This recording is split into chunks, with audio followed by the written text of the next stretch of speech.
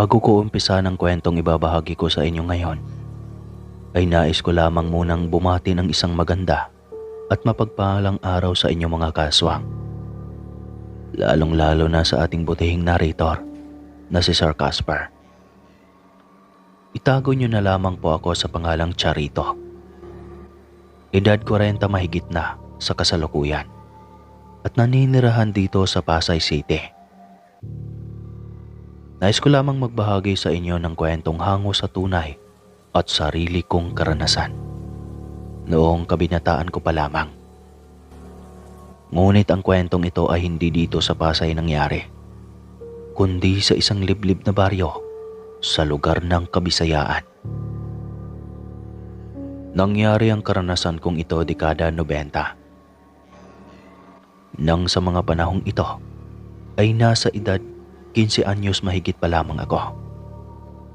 Kaya naman tandang-tanda ko na ang mga pangyayaring hindi ko inaasahang magpapabago sa buhay at paniniwala ko. Bata pa lamang ako ay sa syudad na ako lumaki at nagkaisip. Kaya naman nang magdesisyon ang mga magulang kong magbakasyon kami sa lugar ng Lola Narsing at Lolo Pidoy ko sa probinsya ng Leyte, ay walang ano-anong agaran akong nagpresentang sumama. Lingid pa sa kaalaman ko noon ang mga usapin patungkol sa mga kababalaghan at mga aswang. Tanging multo pa lamang ang kinakatakutan ko ng mga panahong iyon sa kadahilan ng pinapaniwalaan kong wala namang aswang sa syudad. Marami na kasing tao sa syudad at halos 24 oras ay may mga tao sa labas ng bahay at kalsada. Kaya papaano magkakaroon ng aswang, di ba? Maging ang mga magulang ko noon ay hindi ko rin naririnig na nagkukwentuhan patungkol sa mga aswang. Kaya naman ay wala akong ideya sa mga ganoong nilalang. Ang alam ko lang ay madalas sa telebisyon at radyo ko lang maririnig at napapanood ang mga sinasabi nilang aswang. Pero sa isip-isip ko pa noon, hindi totoo ang mga ipinapalabas sa telebisyon at radyo. Pawang mga kathang isip lamang ang mga iyon at panakot sa mga bata.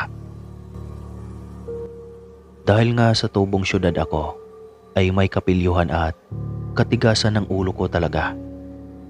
Noong kabataan pa ako, sabik din ako makarating sa probinsya ng mga lolo at lola ko. Ayon kasi sa kwento at usap-usapan ng mga magulang at kaanak ko, maganda daw roon.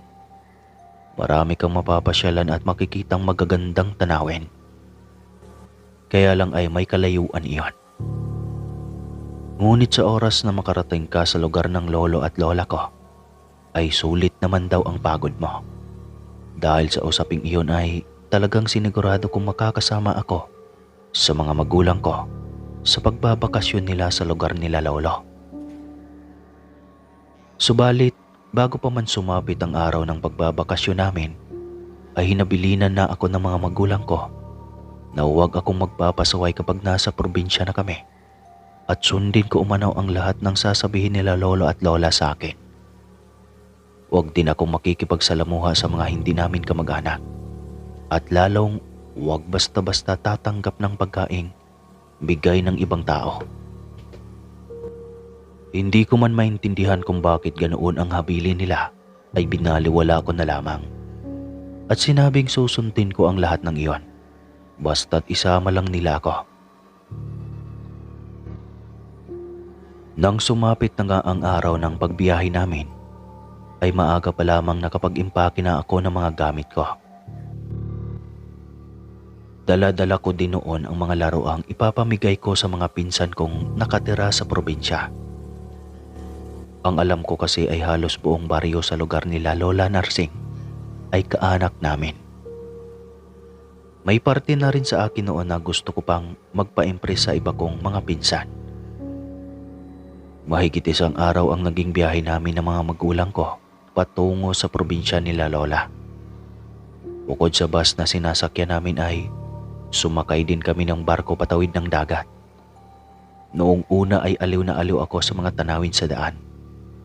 Subalit nang tumagal na at napagod na ako ay mas pinili ko na lamang ang matulog sa biyahe. Nang gisingin ako ng mga magulang ko ay pababa na kami ng bus na sinasakyan namin. Agaran akong napatingin sa labas ng bintana ng bus para silipin ang lugar na kinaroroonan namin. Napakunot naman ang noo ko sa pagtataka. Dahil ang magandang lugar na inasahan kong dadatnan namin ay malayong malayo sa lugar na nakikita ko. Puro kakahuyan na ang nadadaanan namin at wala ng kabahayan. Huminto ang bus na sinasakyan namin sa gilid ng kalsadang napapalibutan ng mga nagtataasang punong kahoy. Bumaba na kami ng mga magulang ko at tinulungan kami ng konduktor na ibaba ang mangilan-ngilang gamit naming dala. Nagpalinga-linga pa ako sa paligid namin para siguraduhin kung tama ba ang kinaroroonan namin. May liwanag pa naman ng mga oras na iyon na sa tingin ko ay alas 4 o alas 5 pa lamang ng hapon. Hindi na kasi masakit sa balat ang sikat ng araw. Subalit madadama mo ang katahimikan sa buong paligid. Maliwanag pa lang din ay marami ka nang maririnig na kuliglig sa paligid. Tila hudyat na magdidilim na. Walang kabahayan sa binabaan namin at tanging isang makitid na daan lamang ang nakikita ko. Di kalayuan sa kinaroroonan namin. Nandito na tayo anak. Wala ka na bang naiwan sa boss? Pukaw ng aking ina sa akin. Tinignan ko naman ang mga gamit ko at kompleto naman ang lahat. Ilang sandali pa ay umalis na rin ang boss na sinasakyan namin. Nasaan yung bahay nila lola at bakit parang wala namang nakatarang mga tao dito ma?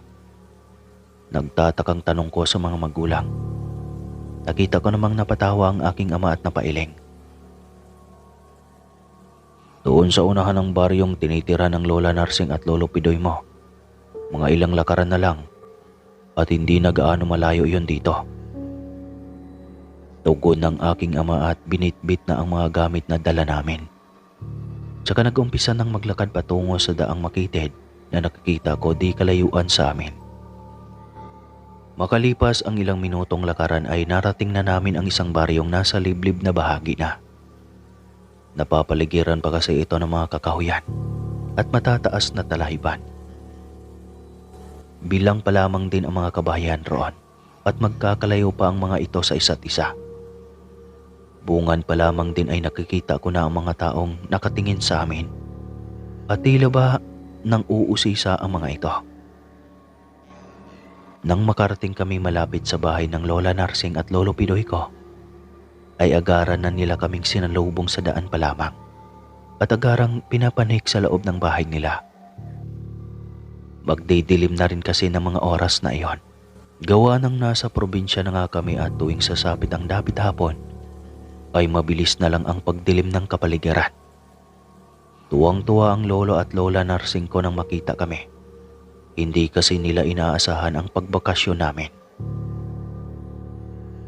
Naku, sana man lang at nag-abiso kayong magbabakasyon kayo rito. At nang nasalubong sana namin kayo sa bayan. Wika ng Lolo Pidoy ko.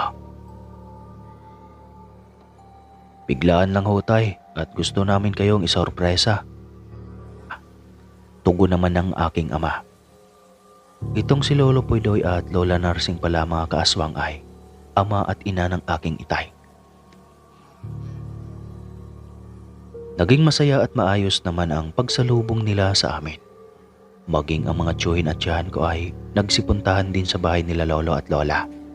Makita lang kami. Dahil sa napagod ako sa biyahe ay nagpahinga na ako matapos kong makipagkilala at kamustahan sa mga kaanak namin. Nagpresenta pa si Lola Narsing na samahan ako patungo sa silid na tutulugan ko. Ayan iho, dito ka na magpahinga at tiyak kong napagod ka sa layo ng biniyahe nyo. Oo nga po Lola, ang layo pala talaga dito, di ko akalain na isang araw mahigit ang biyahe namin. Hindi ba sinabi ng iyong ama? Natatawang tanong niya sa akin. Umiling na lamang ako bilang sagot at nginitian si Lola. Sinundan ko na lamang siya ng tingin papalabas sa silid na kinaroroonan namin. Subalit bago pa man siya makalabas ay muli siyang humarap sa akin. Nga po pala iho apo, wag na wag mong bubuksan yung bintana riyan ha, at delikado dito tuwing gabi na. Wika nito, at bago tuluyang lumabas ng silid, nakita ko namang nakasarang maigi na ang bintanang tinutukoy ni Lola Narsing. Kaya naman nagtungo na lang ako sa pinto para isara ito at nang makapagpahinga na ako. Kinabukasan ay tinanghali na ako ng gising. Kung di pa ako ginising ng aking ina ay hindi pa ako magigising sa kadahilan ng kahit tanghali na ay ramdam ko pa rin ang lamig sa buong paligid. Paano ba naman kasi? Napapalibutan ng matataas na punong kahoy ang bahay ng kubo ng aking lola. Subalit kahit bahay kubo lang ito ay may kalakihan naman at talagang matitibay na kahoy ang pundasyon. Mabuti naman at nagising ka na iho. Halika na at mag-almusal ka na. Nako, tanghali na. Hindi mo na inabutan ang mga pinsan mong nagtungo sa bukid. Wika ni Lola Narsing nang makita niya akong patungo na ng kusina. Nako Lola, napasarap po kasi yung tulog ko at ang sarap pala dito. Ang lamig at presko ng hangin. Ani ko at umupo na sa upuang nasa may mesa. O siya, bukas ka na lang sumama sa mga pinsan mo na magtungo ng bukid. Sigurado ako matutuwa ka roon. Mas maraming magagandang tanawin kang makikita doon. Sambit pa ni Lola habang hinahainan ako ng makakain. Napasilip naman ako sa labas ng bahay at nakita kong mataas pa ang araw. Pwede naman po akong umabol sa kanila Lola kung ayos lang. Maaga pa naman. Suhestyon ko. Ay hindi. Nako, hindi na pwede. Kailangan maaga kayo lumakad para hindi kayo abutin ng dilim sa pag-uwi nyo. Dapat maaga kayo mamasyal sa labas. Aligagang wika ni Lola. Nagtaka man ako ay hindi ko na lamang pinagtuunan ng pansin ang sinabi niya at kumain na lamang ako. Bago pa man ako matapos kumain ay muli akong kinausap ng Lola Narsing ko at pinaalalahan ng huwag magpapaabot ng gabi kung lalabas man ako ng bahay. Delikado daw iyon lalong-lalo na dayo lamang ako sa lugar nila. Bakit naman pula? Takang tanong ko. Maraming gumagalang aswang dito pagsapit ng gabi. At lalong-lalo na sa kagubatan dyan sa Karatig Baryo. Kaya huwag kang magpapaabot ng gabi sa labas. Tugon niya. Tinanguan ko na lamang siya sa kadahilan ng hindi naman ako naniniwala noon sa mga aswang. Matapos kong kumain ay nagpasya akong magpahangin at magtingin-tingin na lamang muna sa balkonahin nila Lola. Wala na din kasi ang mga magulang ko noon at nagpunta sa ibang kaanak ni Itay na taga-baryo lang din nila Lola. Habang nagmumuni-muni ako ay may lumapit sa aking dalawang lalaki at isang babae na kaidaran ko lang din. Ikaw si Charito, di ba? Ako nga pala si Leo. Ito si Amanda at Juan. Pagpapakilala sa akin ng lalaking may katangkaran at itinuro din ang dalawang kasama. Apo din kami ni Juan ni Lola Narsing. Si Amanda naman matalik naming kaibigan. Ikaw, kumusta ang biyahe papunta dito? Dagdag pa nito at tumabi sa pagkakaupo ko. Magiliw ko naman silang binati at nagkipagkwentuhan ako sa kanila. Medyo natatawa lang ako kasi bulol sila kung magtagalog. Habang nagkukwentuhan kami ay panay ang tingin sa akin ni Amanda. Ramdam kong may laman ang mga tingin niyang iyon sa akin. Di naman nagtagal ay nauwi na sa ayaang gumala ang kwentuhan namin. Marami daw kasi talagang umanong magagandang tanawin sa lugar nila at gusto nilang makita ko ang mga iyon bago pa kami bumalik ng syudad. Sa aliw ko nga ay nakalimutan ko na ang bilin sa akin ni Lola Narsing. Kaya naman nang mag-ayang magtungo sa magandang tanawin na sinasabi nila ang mga pinsan ko, ay walang ano-anong sumama kaagad ako. Tiyak akong magugustuhan mo ang pupuntahan natin, paninigurado pa ni Amanda. Oo nga, sakto din at madami na atang bunga ang mga punong kahoy doon. Manguha na rin tayo. Wika ni Leo. Habang naglalakad nga kami ay panay ang kwentuhan ni Amanda at Leo. Samantalang si Juan naman ay tahimik lang na nakasunod sa amin. Mga ilang minutong lakaran pa ay sumuot kami sa isang gubat. Napahinto pa kami sa paglalakad nang huminto si Juan na para bang nag-aalangan ito sa pupuntahan namin. Bakit Juan?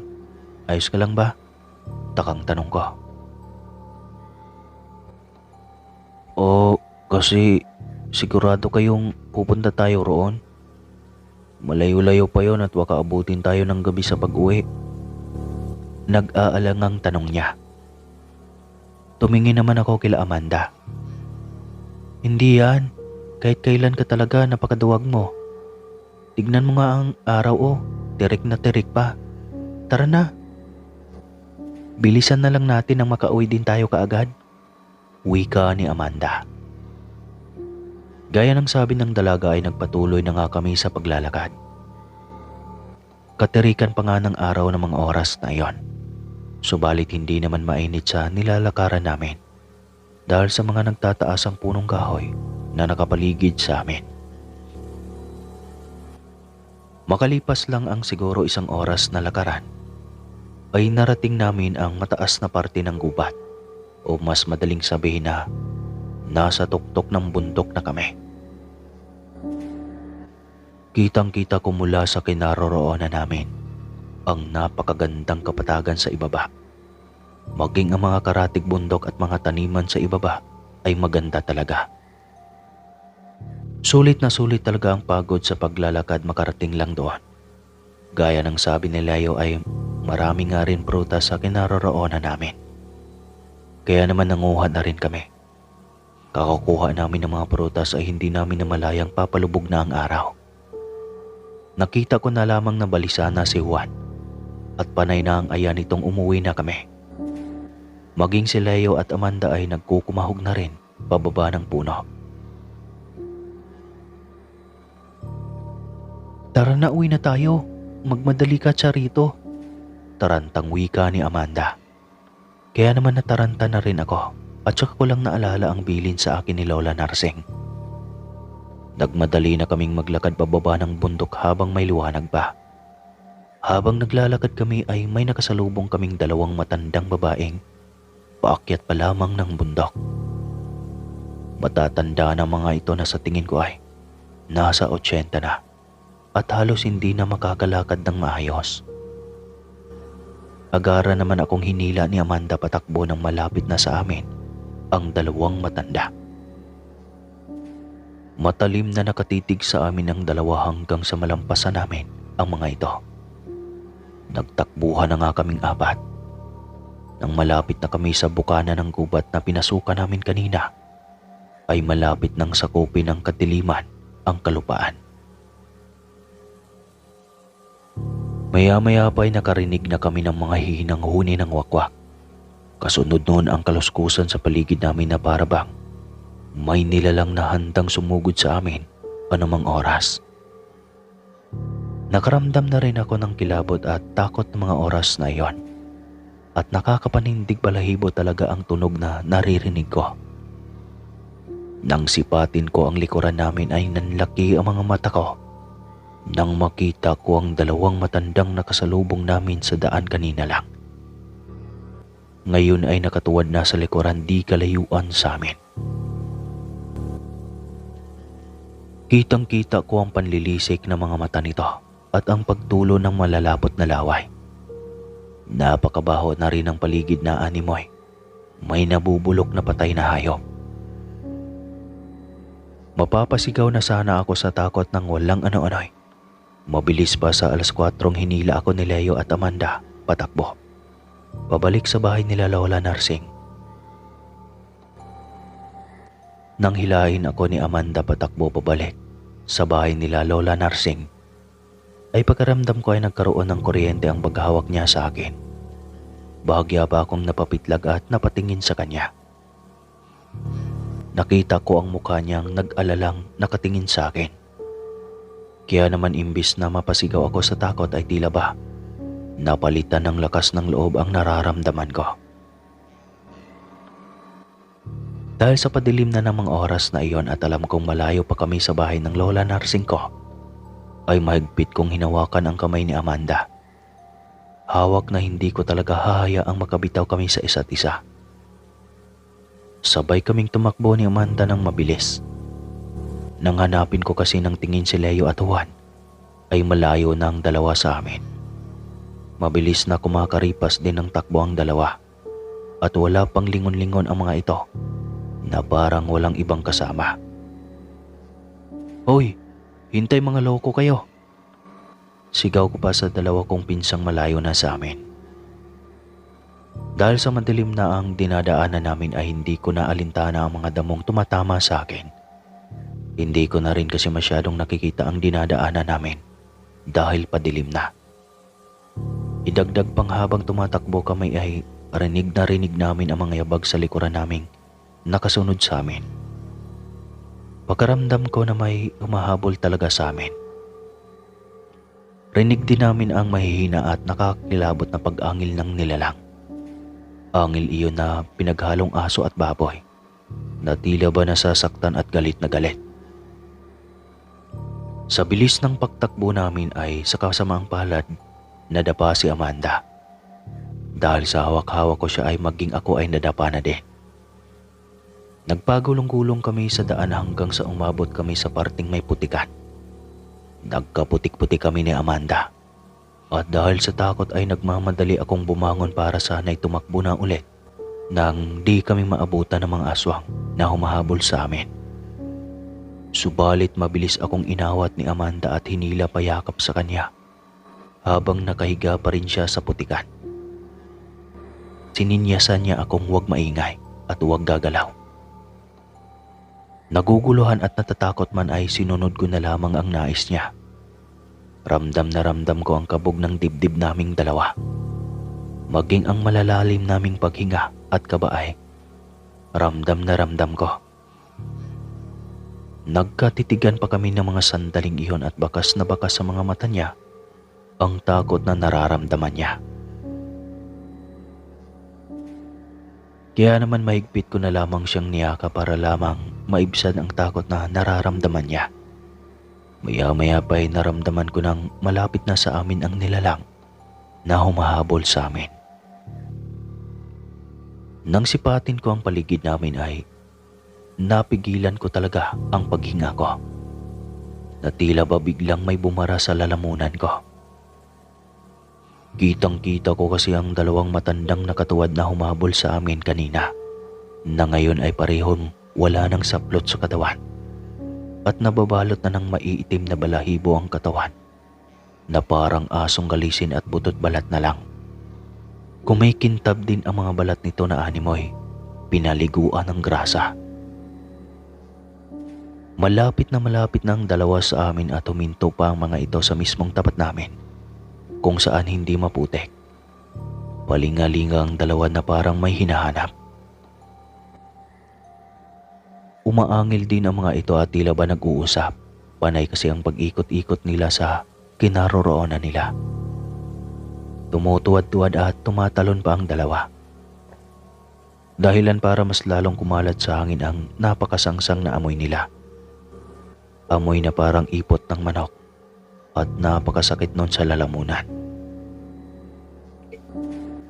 Nang tumingin ako kay Amanda, ay muling nagtama ang mga paningin namin. Sa pagkakataong iyon ay hindi ko mawari kung takot ba talaga ang nararamdaman ko o pagkamangha sa taglay niyang ganda. Nakikita ko kasing tila ba kumikinang ang kanyang mga matang kanina lang ay puno ng takot at kaba. Iyon din ang pagkakataong mas naglapit ang aming mga mukha.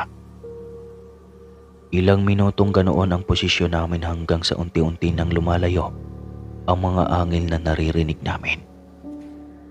Nang tignan ko ang paligid ay wala nang dalawang matandang aswang na humahabol sa amin.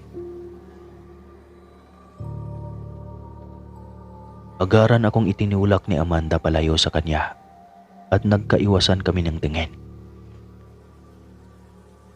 Tsaka lang ako nakaramdam ng hiya sa kanya. Pagkaramdam ko kasi ay napakahabang oras ang nagugol sa pagkakayakap namin sa isa't isa. Nang masigurado kong wala na nga ang mga aswang ay tumayo na ako at iniabot ko ang kamay ko kay Amanda para tulungan siyang tumayo. Subalit imbis na tanggapin niya ang kamay ko ay nasapo niya ang kanyang mukha at narinig ko ang mahihinang paghikbi niya. Umiiyak siya. Dali-dali ko siyang nalapitan at tinanong kung ano ang nangyayari sa kanya. Akala ko katapusan na natin. Akala ko hindi na tayo mabubuhay. Umiiyak na wika ni Amanda. Hindi na ako nakasagot pa sa sinabi niya at maging ako ay ganoon din naman ang akala. Inakay ko na lang siya patayo at sinabing magmadali na kaming umalis sa lugar na iyon. Baka bumalik pa ang mga aswang. Kaya naman hinawakan ko na muli ang kamay niya at tumakbo na ulit kami. Pagkarating namin sa bahay ni Lola Narsing ay naabutan naming maraming tao ang naroroon. At abala ang mga ito na tila ba naghahanda sa pagsalakay sa kung ano. Ang iba kasi ay may mga bitbit na itak at ang iba naman ay may mga hawak-hawak na latigo. Nakasindin na rin ang mga sulo ng mga ito na gagamiting pang-ilaw. Nakita ko rin ang lolo pidoy ko na may tangang tabak. Para talaga silang susugod sa giyera ng mga sandaling iyon. Maya-maya pa ay nakita kong lumabas ng bahay si Leo at Juan kasama si Lola Narsing. Kaya naman napaisip ako na baka hahanapin nila kami ni Amanda sa kung saan kami iniwan ng dalawa kong mukong na pinsan. Para matigil na ang pagkakagulo nila ay agaran na rin kaming lumapit ni Amanda. Kahit puno pa ako ng putik sa buong katawan at nung makita ako ng aking inay, walang ano-ano'y agaran niya akong niyakap, maging ang aking ama at iba pa naming mga kaanak. Alalang-alala ang mga ito sa akin. At nang tignan ko si Amanda, ay yapos-yapos na rin siya ng ginang na nasa tingin ko ay ang kanyang ina. Diyos ko naman, mabuti naman at maayos kayong nakauwi dito. Salamat sa Panginoon. Nag-aalalang wika ng aking ina. Ayos lang po ako, inay. Si Amanda po ang hindi. Sambit ko at pinapasok na nila kami sa loob ng bahay. Noong unay akala ko hindi natutuloy sa pag-alis ang mga taong nasa bahay nila Lola. Subalit nang makapasok kami sa loob ay umalis na rin ang mga ito upang rumonda sa buong baryo nila. Para umano masiguro nilang hindi kami nasundan ng aswang at wala nang iba pang mabiktima. Ang tigas talaga ng ulo mong bata ka. Hindi ba't una pa lang sinabihan na kitang huwag kang magpapasaway dito at dayo ka lang dito? Bulalas ng aking ama nang makaupo na ako sa loob ng bahay. Napayuko na lamang ako at hindi alam kung ano ang sasabihin ko sa kanila. Kaya ayaw ka namin isama sa pagbabakasyon dito. Ito na nga ba ang inaasahan ko? Isang araw pa lang tayo dito. Gulo na agad ang dala mo. Inis na wika na dagdag pa nito. Tama na yan, anak. Huwag mo nang pagalitan ng apo namin. Minsan na nga lang yan pumunta dito. Pagagalitan mo pa. Awat ni Lolo Pidoy.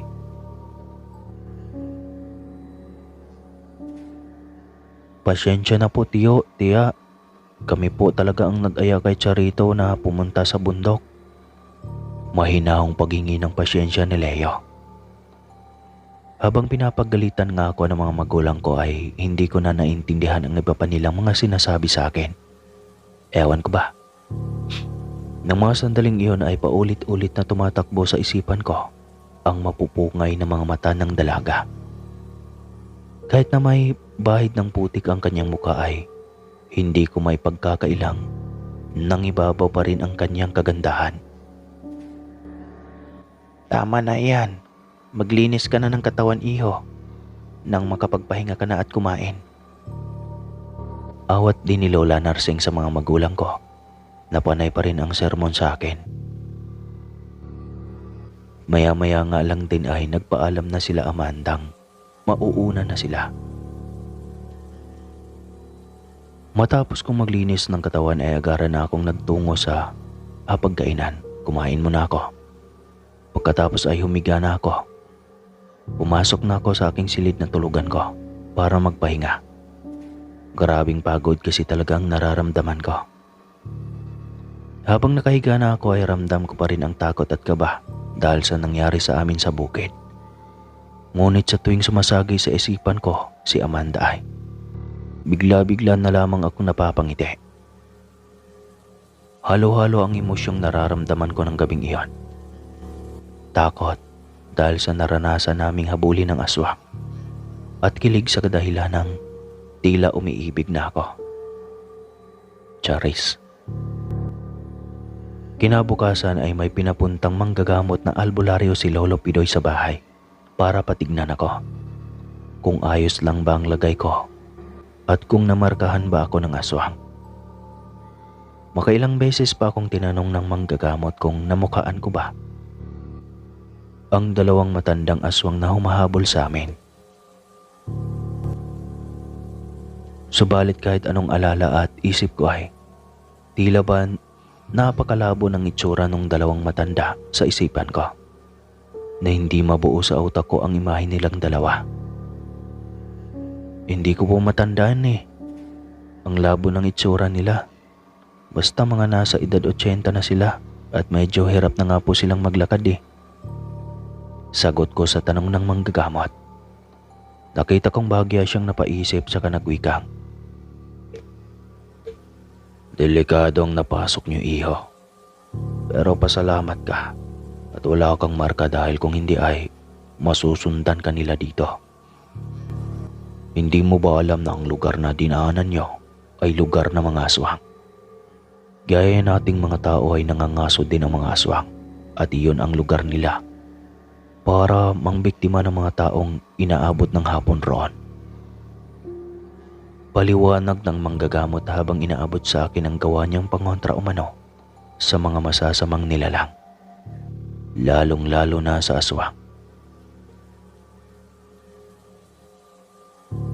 Sa oras na makakita sila ng mabibiktima roon, kahit pa makatakas ka ay tiyak na susundan ka nila sa oras na mamarkahan ka.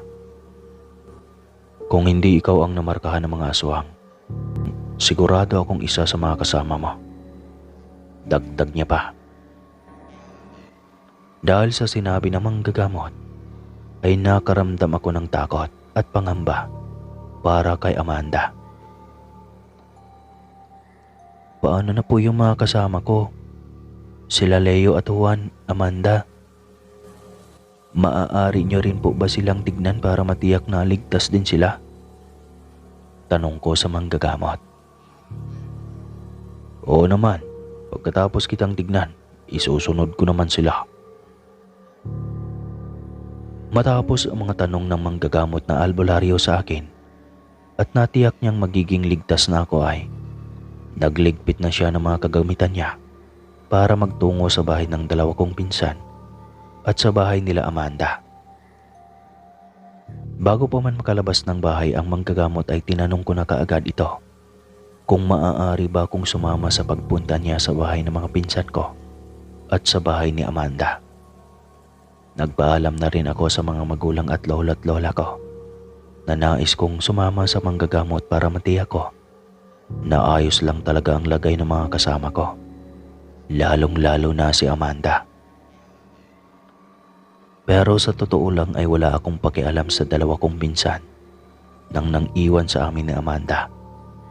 Ang nais ko lang talaga ay makita ko muli ang dalaga at makamusta ito.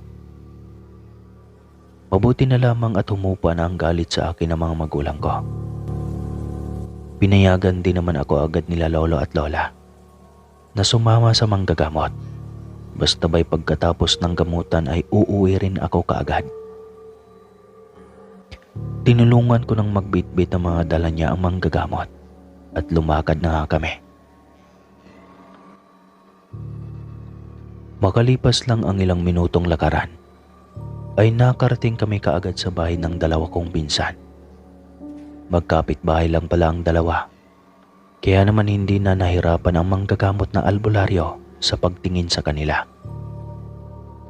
Sabay na sila nitong sinuri para matiyak na ayos lang silang dalawa. Gaya ng ginawa sa akin ay nagpausok ito ng insenso at kamangyan palibot sa buong bahay. Gaya ng ginawa sa akin ay nagpausok ito ng insenso at kamangyan palibot sa buong bahay ang manggagamot.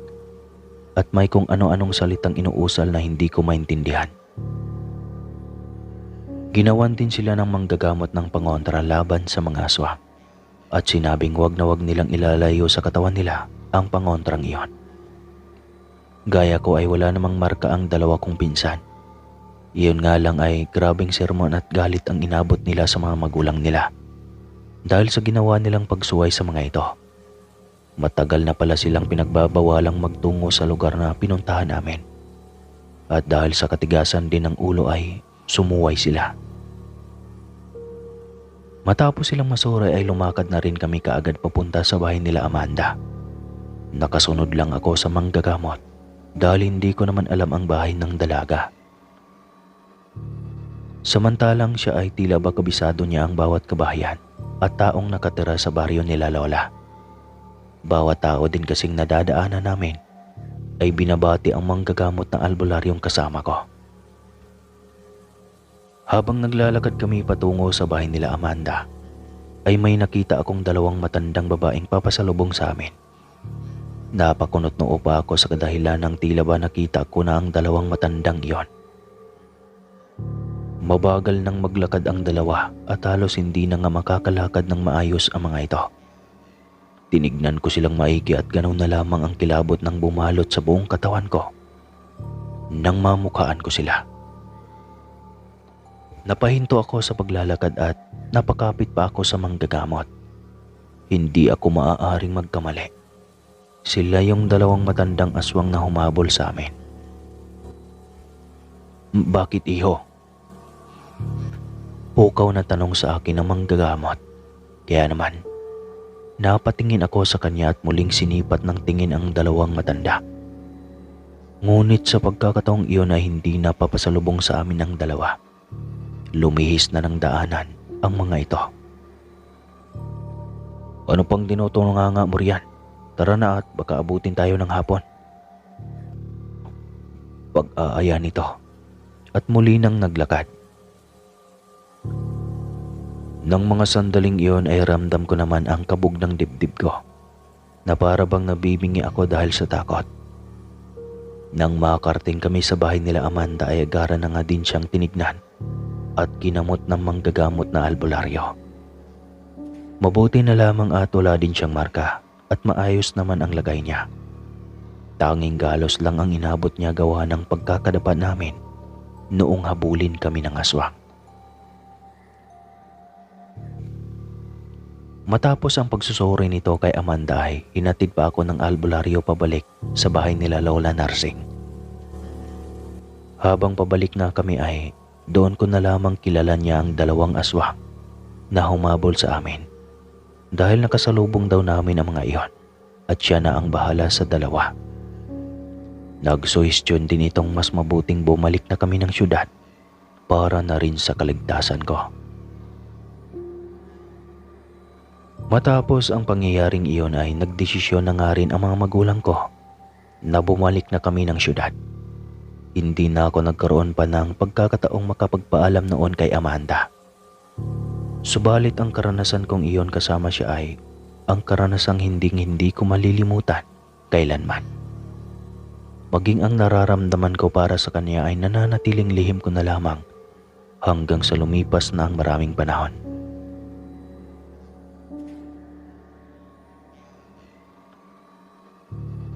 Sa paglipas ng panahon, lumaki na ako ay hindi pa rin ako nakakabalik sa lugar ng lola at lolo ko. At nabalitaan na lang namin na namatay sila. Si Papa lang ang umuwi. Pero kay Amanda, wala na akong balita pa sa kanya. At may sarili na akong pamilya ngayon. Hanggang dito na lang po ang aking kwento mga kaswa. Maraming salamat.